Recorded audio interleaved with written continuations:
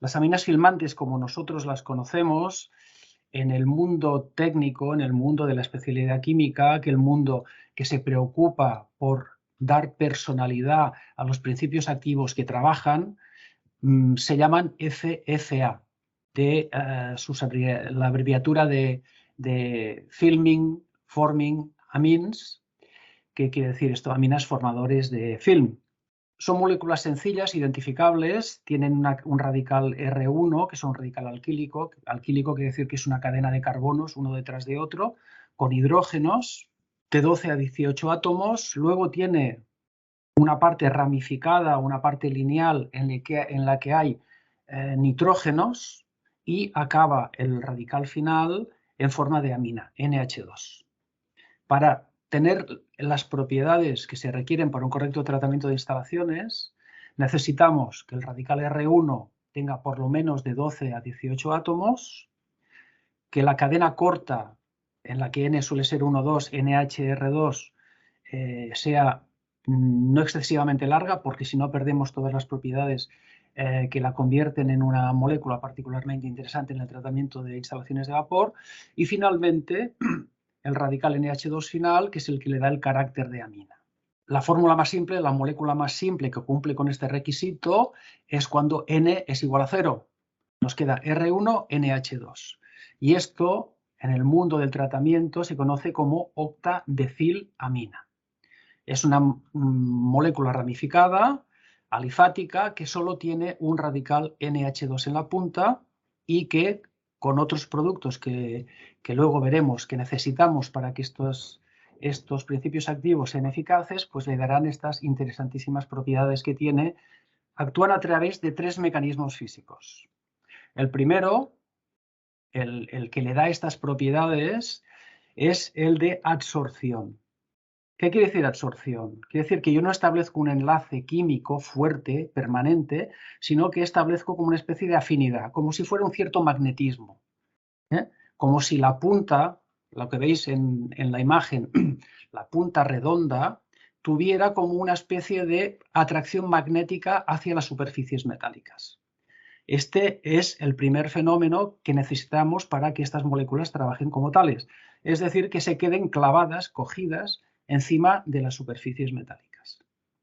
El segundo es el del enlace ion-ion. ¿Por qué? Porque una vez tenemos una molécula absorbida sobre la superficie metálica, necesitamos que con su vecina y con sus otras vecinas vaya estableciendo unos enlaces de fuerza que conviertan como una cabeza de aguja que está puesta sobre una superficie, se conviertan en una red horizontal que dé fuerza y que convierta lo que es una absorción puntual de una molécula en una red, en un film. La tercera propiedad muy importante es que se establezca en los ramales lejanos de donde se ha absorbido la molécula un enlace hidrófugo que no permita la entrada de agua. Dicho de otra manera, las moléculas individualmente se orientan hacia el metal, quedan absorbidas por un fenómeno que no es químico, sino que es físico, se unen entre sí y luego elaboran como un telo, como una tela que hace que el agua quede repelida fuera de este tejido que ellas mismas han elaborado. Un tratamiento tradicional divide los problemas que se presentan en un sistema de vapor en 3 categorías. El problema de la eliminación de oxígeno, de la pasivación, es decir, ponemos un especialista que solo se dedicará a eliminar oxígeno, como la hidracina, carbohidracida. La DIHA es una molécula mucho más moderna. Hablamos de estos tratamientos convencionales que son de los años 70 del siglo pasado. Son tratamientos muy robustos, tratamientos que tienen mucho prestigio, tratamientos que todavía se realizan en muchísimas instalaciones y que funcionan bien. ¿En base a qué trabajan? Pues yo necesito eliminar el oxígeno, yo necesito tamponar el pH del agua de la caldera a un cierto valor, necesito también pasivar esta superficie. Esto lo hace una mezcla de fosfato, de bifosfato, de sosa. Yo necesito estar en una franja muy determinada de concentraciones de fosfato y de pH para no tener problemas de corrosión. Y finalmente, trato las líneas de vapor para elevar su pH con amoníaco. Estos tratamientos que les llamamos convencionales son antiguos y actualmente han ido evolucionando. Por ejemplo, la hidracina ya no se utiliza. Es un producto que es de manipulación muy compleja y puede ser cancerígeno y ya no se emplea. La carbohidracida se emplea, pero han aparecido otros eliminadores de oxígeno volátiles que no únicamente protegen el cuerpo de caldera, sino también el vapor, como la dija, y el fosfato cada vez se utiliza menos porque con estos tratamientos alternativos los requisitos de tamponamiento disminuyen. ¿Qué novedad introducen las aminas? Que pasamos de 3 principios activos a solo uno, que son las aminas. Las aminas que necesitan un complemento neutralizante, por decirlo de alguna manera, un complemento volátil que eleve el pH y que se le encarga esta función a las aminas neutralizantes. ¿Qué hace la amina filmante? Protege el cuerpo de caldera a través del mecanismo físico que hemos visto anteriormente, aísla la superficie metálica. Algunas veces se dice que las aminas filmantes no tratan el agua, sino que tratan el metal. Las aminas neutralizantes viajan con el vapor, condensan en las partes donde tenemos el condensado, elevan el pH, nos dan la garantía que nosotros estamos a los pH adecuados en los condensados tras su vaporización del cuerpo de caldera, y tienen una interesantísima propiedad, es que actúan como cosolventes de las aminas filmantes. Las aminas filmantes antiguamente se utilizaban de una manera muy poco controlada, acababan generando, son como unas grasas, en cierta manera, son unos radicales largos muy viscosos, muy pastosos, y gracias en la formulación, a la aplicación de las aminas neutralizantes, conseguimos fluidificarlas. Fluidificarlas tanto en las líneas como en el retorno a caldera. Son productos que tienen tendencia como una especie de mantequillas, y si no les ponemos unos cosolventes que las fluidifican, tenemos problemas de acumulaciones de estos depósitos grasos, que a veces las habréis visto en alguna, si tenéis algún cliente tratado con el 238, cuando abre la caldera te dicen está todo muy bien, pero aquí arriba hay una especie de como de grasa. Estas grasas, que se le llama, pues son el resultado de una pérdida de fluidez de las aminas filmantes. Nosotros, por lo tanto, si operamos o queremos trabajar en filosofía de aminas filmantes, vemos que con esta mezcla de octadecilamina modificada, como le queramos llamar, y de morfolina, que se pone poco, o dietilaminoetanol o ciclohexilamina, que son aminas volátiles fluidas que fluidifican, conseguimos con esta mezcla, con este único formulado, con este único producto, tratar el cuerpo de caldera y tratar las líneas. ¿Qué otros problemas solemos tener nosotros en los sistemas de generación de vapor? Siempre entra algo de dureza, siempre entra algún lodo, siempre se produce algo de corrosión en líneas, siempre tenemos algún hidróxido de hierro que nos precipita, y necesitamos dispersar estos insolubles de caldera. Si queremos un producto completo, vemos que necesitamos este efecto dispersante. Por lo tanto, con octadecilamina, o le vamos a llamar octadecilamina para simplificar, con aminas neutralizantes y con un dispersante, que suele ser un terpolímero, que puede ser un acrilato de peso molecular 5 a 10.000, tenemos un único producto completo que nos protege y nos limpia nuestra instalación de vapor. Como hemos comentado, crean un film sobre la superficie metálica. Veis, por ejemplo, en estas plaquetas de corrosión, estas probetas, una que está tratada con aminas filmantes y otra que no. Veis que la tensión superficial que se crea en la superficie hace que la gota sea mucho más alta, mucho más redonda. En cambio, la otra moja más. Es un agente tensoactivo también, las FFAs.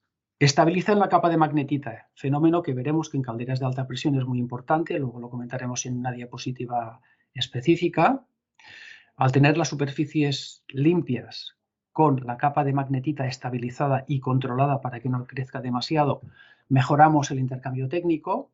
Presentan un efecto de limpieza en continuo que hemos visto, por ejemplo, cuando aplicamos las aminas filmantes en circuitos cerrados, que cuando hacemos la aplicación inicial debemos ir con muchísimo cuidado en las dosificaciones que empleamos, porque nos podemos encontrar con un efecto de dispersión brutal de golpe que nos genere problemas de intercambio en intercambiadores o en zonas de pasos estrechos que podemos obstruir.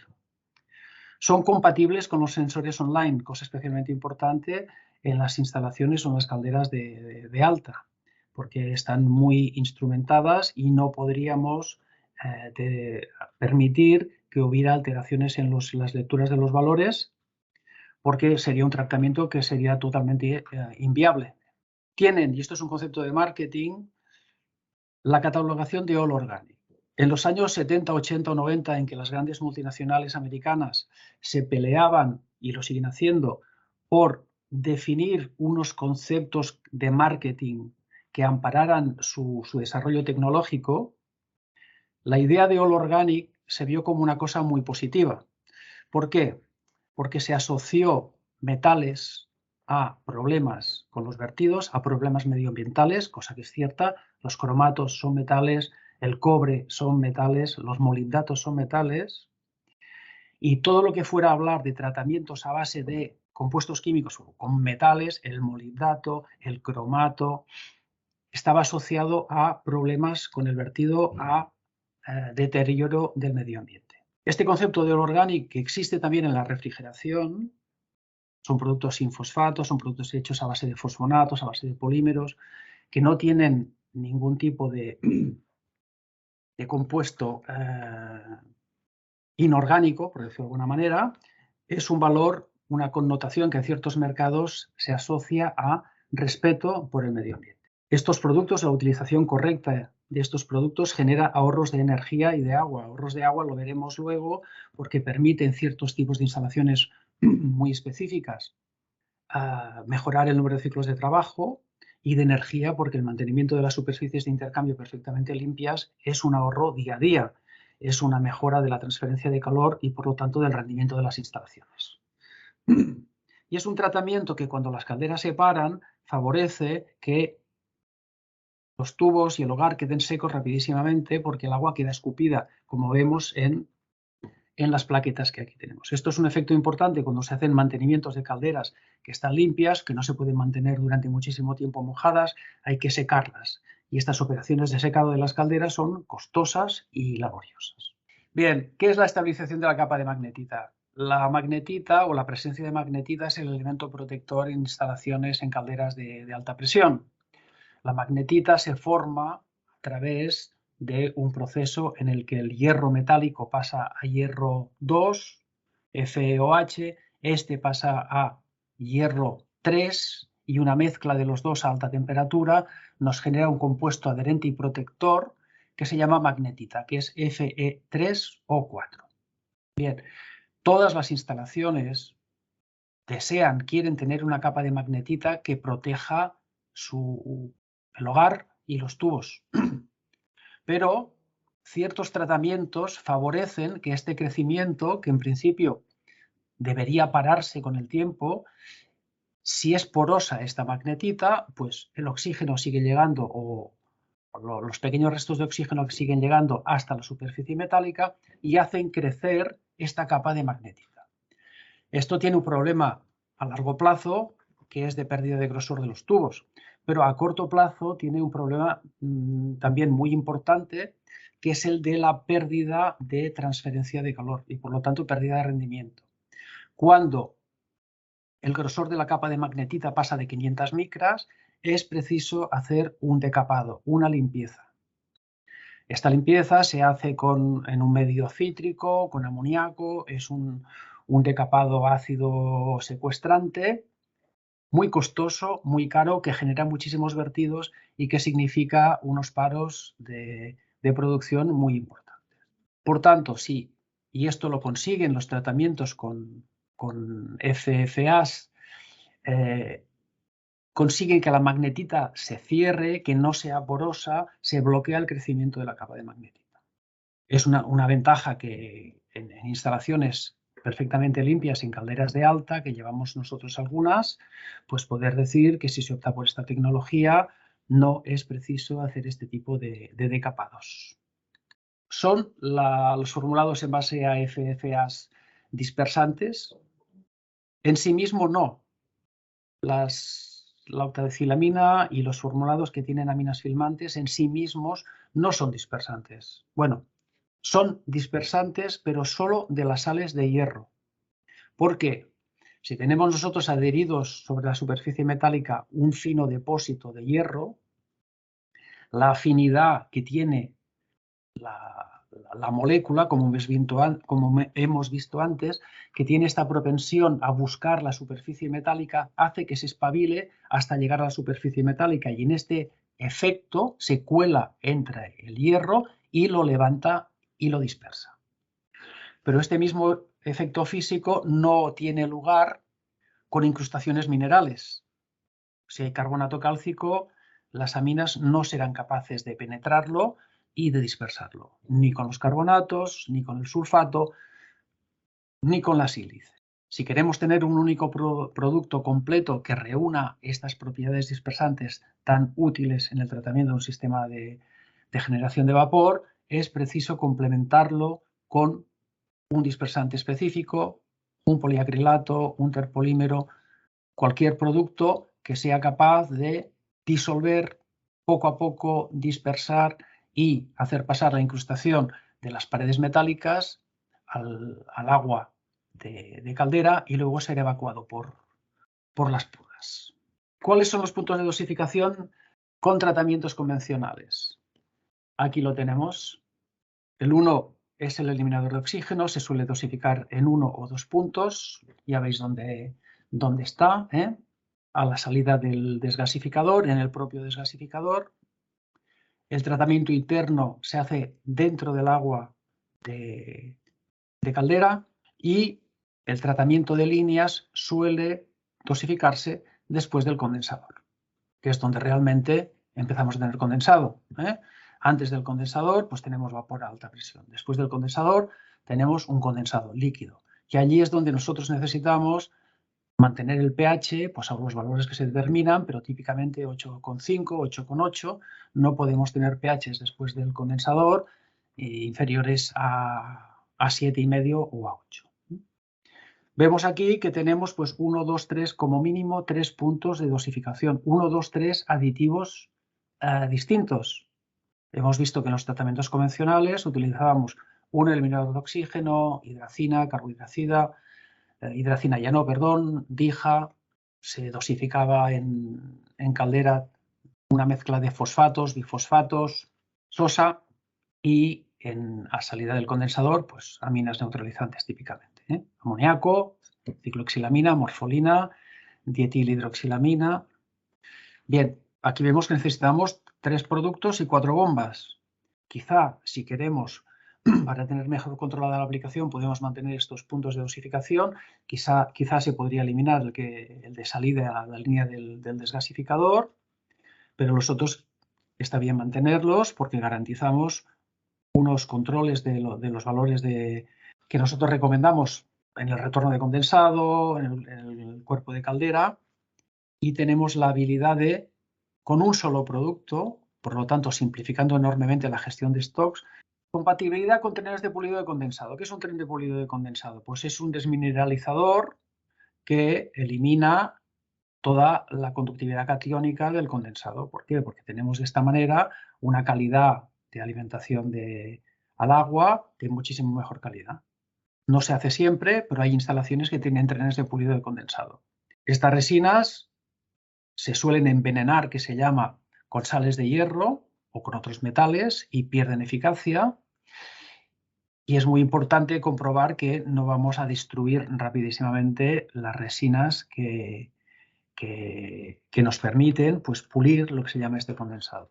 Las FFAs son muy útiles en este aspecto porque como son grandes secuestrantes del hierro y dispersantes del hierro, mantienen las resinas de los trenes de pulido en perfectas condiciones. Supongamos que optamos que, por las razones que luego podremos debatir, vamos a cambiar el tratamiento, vamos a entrar en un cliente nuevo, cosa que nos hace muchísima ilusión, vamos a entrar con un proyecto con una tecnología nueva y nos encontramos con preguntas del usuario que nos dice, escucha, yo estoy trabajando con fosfatos, yo estoy trabajando con DIHA.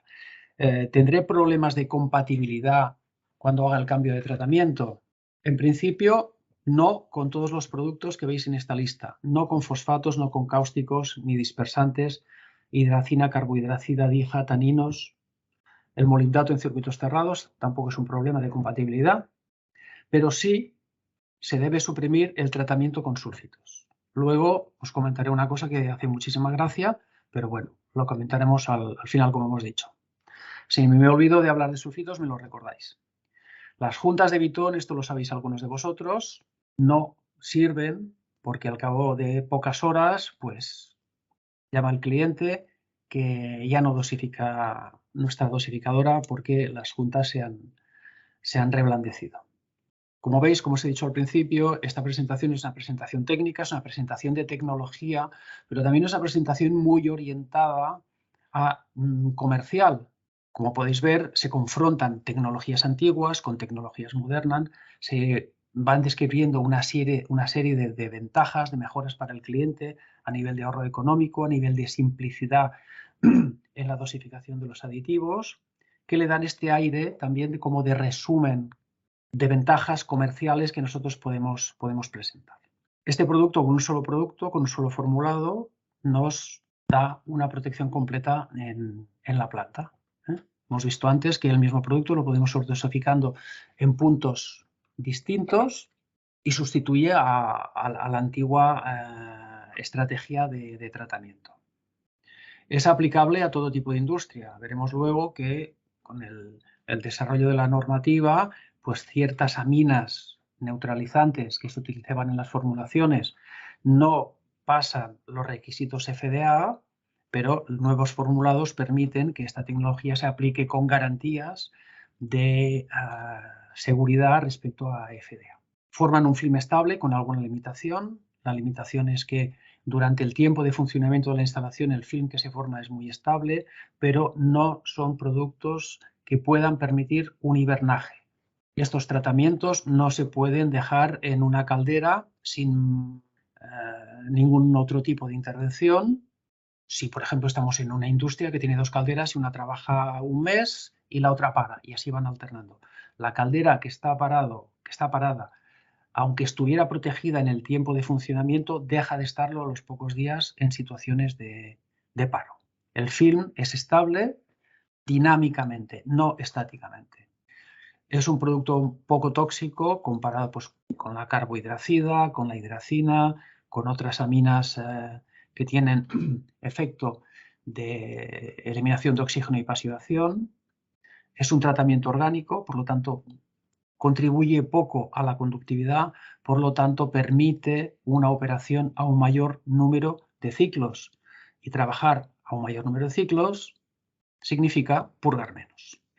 Es fácil de dosificar, reduce stocks, como hemos visto antes, en vez de tener 1000 kilos de 3 productos, tenemos 1000 kilos de un producto, por lo tanto pasamos de 3000 kilos a 1000 kilos en casa del cliente, mantiene las superficies limpias, ahorro de dinero, no es un producto de un coste de aplicación muy caro, es decir, puede luchar, puedes competir al euro metro cúbico de vapor producido con otras tecnologías y, como hemos comentado antes, reduce purgas. Vamos a recordar, aunque parezca un poco redundante, cuáles son los objetivos que nosotros tenemos cuando hacemos un tratamiento. Comentábamos el otro día en otra sesión de formación de circuitos que nosotros en cada instalación, cuando entramos a casa de un cliente, debemos tener muy presente cuál es el problema. En los sistemas de generación de vapor, todos estos problemas, por decirlo de alguna manera, en cierta manera la norma UNE nos los indica, nos ilustra qué es lo que debemos hacer. Esta pregunta ya nos la responde la norma UNE, pero nosotros siempre debemos, como en todos los clientes y en todo tipo de circuitos, saber yo aquí lo primero que debo controlar, ¿qué es? Lo primero es mantener un pH adecuado en el agua de alimentación, nos lo dice la norma. Si alimento con agua de conductividad superior a 30 microsiemens, pH 7. Si aumento con agua de conductividad inferior a 30 microsiemens, pH 9,2. Por lo tanto, primera cosa que debo cumplir. Y a nivel de tratamiento, debo proveer los tratamientos que me permitirán pues, ir cumpliendo estos requisitos. En este caso, pues yo deberé dosificar un alcalinizante si vengo de un agua de ósmosis o dosificar un aditivo que tenga un álcali para que mi pH en alimentación sea superior a 9,2. Debo evitar la incrustación. Hemos dicho algunas veces que el tratamiento de aguas siempre es: yo elimino la incrustación, esto en circuitos de refrigeración, en calderas de vapor, yo me quito del medio el problema de incrustación y me dedico a la corrosión. ¿Cómo lo hago? Pues osmotizando, descalcificando, y no únicamente debo preocuparme del pH de alimentación, sino de la concentración de los subproductos, digamos, o de los minoritarios que vienen con el agua de la que yo he hecho el pretratamiento y que pueden generarme problemas de incrustación, esencialmente calcio. Debo eliminar el oxígeno con métodos físicos, desoxigenación o eliminadores de oxígeno químicos o con un pretratamiento físico y un complemento y un químico. Debo neutralizar el CO2. Hemos dicho antes que nos quitábamos del problema de incrustación y nos dedicábamos a la protección de las superficies metálicas atacando la corrosión. Por lo tanto, pasivación de las superficies y estabilización de las capas de magnetita. Y finalmente, minimizar, lo ideal sería eliminar del todo, cosa que es muy difícil, los riesgos de arrastre. ¿Por qué? Porque tendré un condensado de mejor calidad. ¿Qué gama de productos están a disposición de nosotros para ofrecer a los clientes? Históricamente hemos trabajado con un producto que es el PAF 238, es el formulado estándar, por decirlo de alguna manera, para todo tipo de industria. Por razones que hemos comentado también, existen ciertas aminas volátiles que no son compatibles en industria alimentaria porque pueden generar problemas si tienen algún contacto con los alimentos, y hemos incorporado desde hace unos meses el Activex LMF244. Es un producto, como aquí dice, cumple en su formulación con la normativa FDA relativa al tratamiento de agua de caldera en industrias alimentarias. Sistema de dosificación lo hemos dicho antes, a PVDF, si no tenemos problemas, pero inmediatos. Y aquí lo que ponemos es lo que he comentado ahora. El control de la dosificación de los productos es especialmente importante, ya que el tratamiento correcto descansa en esta tecnología sobre un cálculo preciso de las cantidades de aditivo aportadas en alimentación al sistema. ¿Qué podemos hacer también para tener un indicador indirecto de una correcta práctica de la dosificación? El pH en el condensado. Estos productos, como hemos visto, tienen una parte filmante y una parte neutralizante. Los dos vaporizan. Si nosotros vemos que tenemos valores de pH muy bajos, quiere decir que no estamos aplicando el producto porque la amina neutralizante no se está volatilizando, y si no se volatiliza es que la estamos dosificando en cantidades inferiores a las necesarias.